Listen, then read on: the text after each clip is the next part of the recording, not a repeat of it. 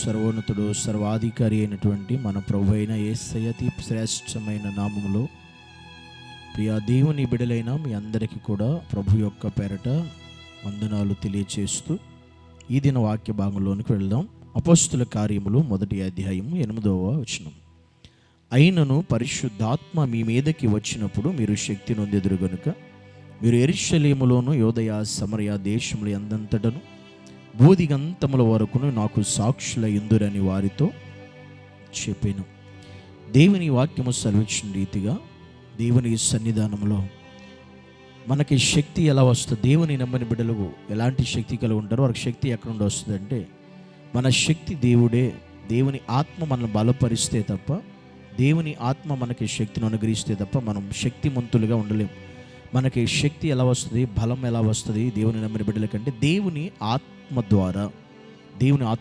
దేవుడు కనుక, ఎందుకంటే శరీర సంబంధం ఎప్పుడు బలహీనులమే, మన బలవంతులమేమీ కాదు. మనం బలహీనులుగానే జీవిస్తున్నాం, మనం బలహీనులం ఎప్పటికీ. కానీ బలహీనులమైన మన జీవితంలో బలం ఎప్పుడు వస్తుంది మన జీవితంలో కంటే? పరిశుద్ధాత్మ ద్వారా. అందుకనే మేడగదిలో ఉన్న 120 మంది మీదకి పరిశుద్ధాత్మ ఎప్పుడైతే దేవుని ఆత్మ ఆ యొక్క మేడగదిలో ఉన్న 120 మంది మీద దిగి వచ్చిందో వారు వెంటనే దేవుని శక్తి చేత నింపబడ్డారు. ఆత్మ వారి మీదకి వచ్చిన వెంటనే వారు వాక్ శక్తి కొలదై దేవుని స్తుతించారు, మహిమపరిచారు, ఘనపరిచారు, దేవుని ఆరాధించగలిగారు, హృదయపూర్వక మనస్సును దేవుని హెచ్చించగలిగారు. అది దేవుని శక్తి వలన.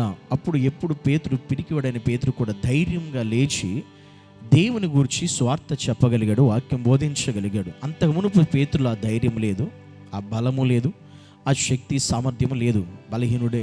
కానీ ఎప్పుడైతే దేవుని ఆత్మ అతని మీదకి వచ్చిందో పేతురు చాలా ధైర్యముతో దేవుని వాక్యాన్ని బోధించినట్లుగా, వాక్యాన్ని చెప్పినట్లుగా మనం అక్కడ చూస్తూ ఉంటాం. అప్పుడు దేవుని ఆత్మ మీదకి వచ్చినప్పుడు మీరు శక్తిమంతులు అవుదురు, యోదయ సమరయ బూదిగంతం వరకు మీరు స్వార్థను ప్రకటిస్తేనే వాక్యం సెలవిస్తూ ఉంది.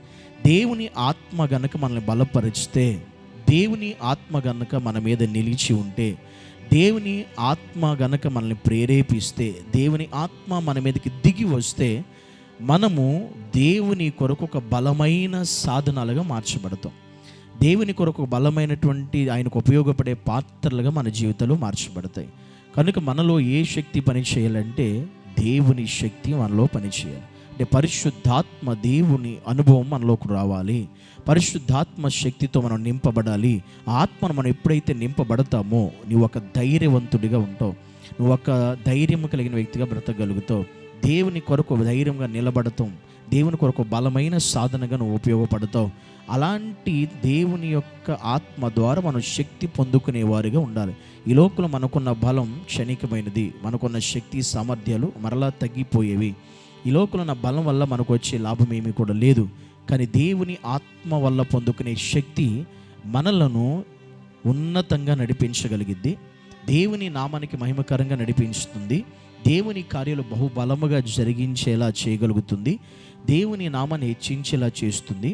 దేవునితో పాటు ఆయన పరలోక రాజ్యానికి వెళ్ళగలిగే శక్తిని సామర్థ్యాన్ని కూడా దేవుని ఆత్మ మనకి ఇవ్వగలుగుద్ది. కానీ ఈ లోక బలం, ఈ లోక శక్తి సామర్థ్యాలు మనం పరలోకానికి తీసుకెళ్ళలేవు. కానీ ఈ ఆత్మ వలన పొందుకున్న శక్తి ఈ లోకాన్ని విడిచి పరలోకానికి కూడా నేను తీసుకెళ్ళగలిగే సామర్థ్యము, ఆ శక్తి దేవుని పరిశుద్ధాత్మకు ఉంది. కనుక ఆ పరిశుద్ధాత్మ మీ మీదకి వచ్చినప్పుడు మీరు శక్తి పొందుతారు. కనుక ఈరోజు ఈ మాటలు వింటున్న నీ జీవితంలో దేవుని నమ్మి ఎన్నో సంవత్సరాలైంది, ఎంతో కాలం అయిపోయింది. ఈరోజు దేవుని ఆత్మను పొందుకున్నావా? ఇంకా పరిశుద్ధాత్మ శక్తితో నింపబడ్డావా లేదా? ఇంకా నింపబడిన అనుభవాలు మనలో ఉన్నాయా లేదా? లేకపోతే ఖచ్చితంగా అంచె దినాల్లో ప్రతి ఒక్కరి మీద ఆత్మను కుమ్మరిస్తానని దేవుడు వాగ్దానం చేశాడు. ఆ వాగ్దానాన్ని పట్టుకుని నువ్వు ప్రార్థన చేస్తే దేవుని ఆత్మతో నువ్వు నింపబడతావు. అప్పుడు దేవుని శక్తి నీలోనికి వస్తుంది. నువ్వు దేవుని కొరకు బలమైన కార్యాలు చేయడానికి దేవుడు నిన్ను వాడుకుంటాడు.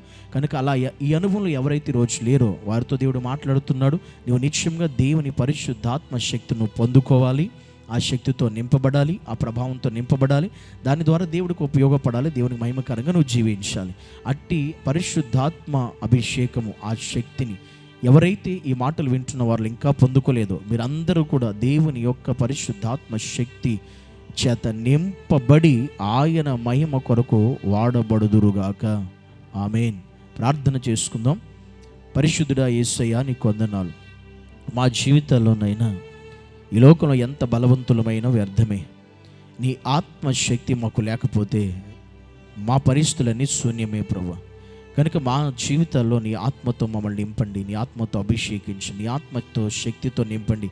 ఆ ఆత్మ నడిపింపు మా జీవితాలు మీరే అనుగ్రహించి సహాయం చేసి కృప చూపించమని యేసయ్య నామములో ప్రార్థించి వేడుకుంటున్నాము తండ్రి. ఆమేన్.